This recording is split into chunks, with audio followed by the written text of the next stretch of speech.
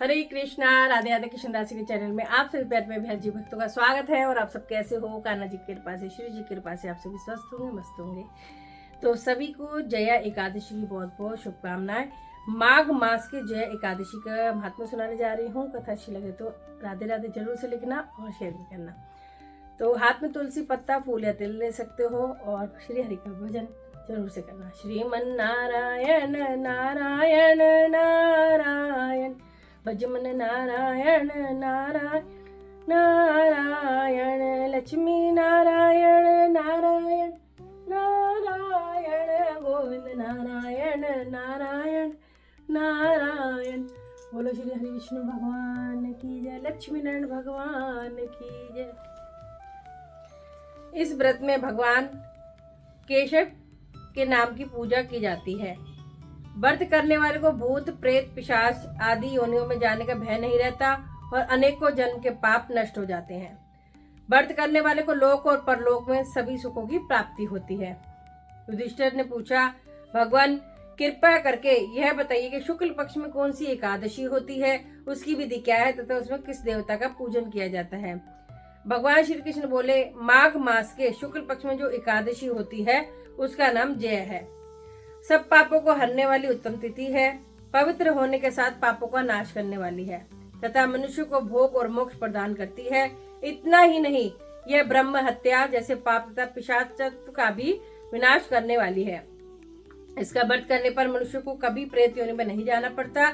इसलिए राजन प्रयत्न पूर्वक जय नाम की एकादशी का व्रत करना चाहिए। हे राजन, मैं एक पौराणिक कथा कहता हूँ, ध्यान पूर्वक सुनो। एक समय इंद्र नागलोक में अपनी इच्छा अनुसार अप्सराओं के साथ रमण कर रहा था। गंधर्व गान कर रहे थे। वहां गंधर्वों में प्रसिद्ध पुष्पवंत, उसकी लड़की तथा चित्रसेन की स्त्री मलिन, ये सब भी थे। उस जगह मलिन का लड़का पुष्पवान और उसका लड़का माल्यवान भी था। उस समय पुष्पवती नामक एक गंधर्व स्त्री माल्यवान को देखकर मोहित हो गई और काम बाण से चलायमान होने लगी। उसने रूप, सौंदर्य, हाव आदि द्वारा माल्यवान को वश में कर लिया। पुष्पवती के सौंदर्य को देखकर माल्यवान भी मोहित हो गया, अतः ये दोनों कामदेव के वश में हो गए। परंतु फिर भी इंद्र के बुलाने पर नाच गाने में के लिए जाना पड़ा और अप्सराओं के साथ गाना शुरू कर दिया। परंतु कामदेव के प्रभाव से इनका मन न लगा और अशुद्ध गाना गाने लगे।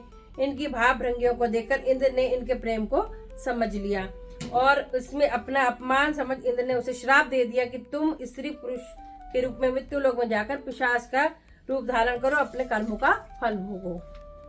इंद्र का श्राप सुनकर ये अत्यंत दुखी हुए और हिमाचल पर्वत पिशाच बनकर दुख पूर्वक अपना जीवन व्यतीत करने लगे।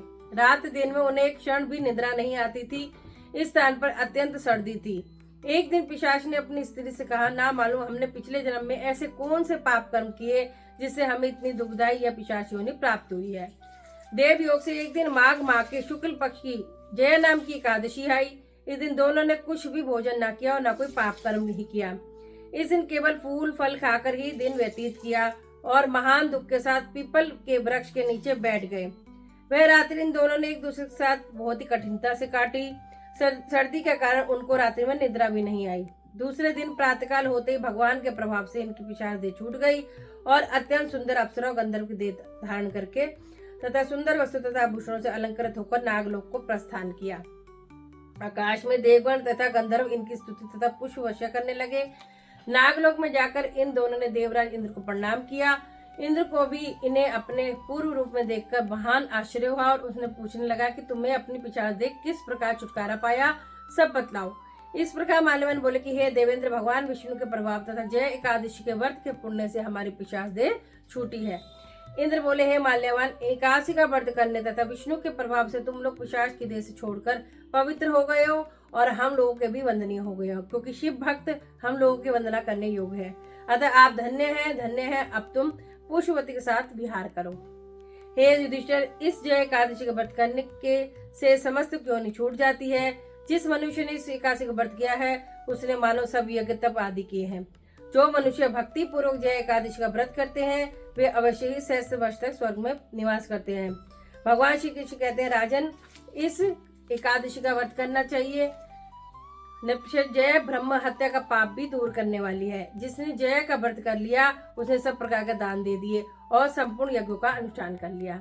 बोलो एकादशी महारानी की जय, श्री हरि विष्णु भगवान की जय। अब सभी एकादशियों के नाम ले लेते हैं। उत्पन्ना एकादशी, मोक्षदा एकादशी, सफला एकादशी, पुत्रदा एकादशी, शर्तिला एकादशी, जय एकादशी, विजया एकादशी। अगली जो आएगी वो विजया होगी और अभी जो है माघ मास शुक्ल पक्ष की वो जय है।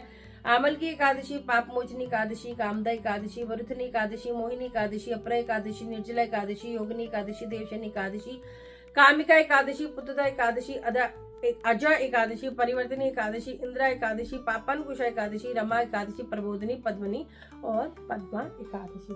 बोलो श्री हरि विष्णु भगवान की जय, लक्ष्मी नारायण भगवान की जय। राधे राधे।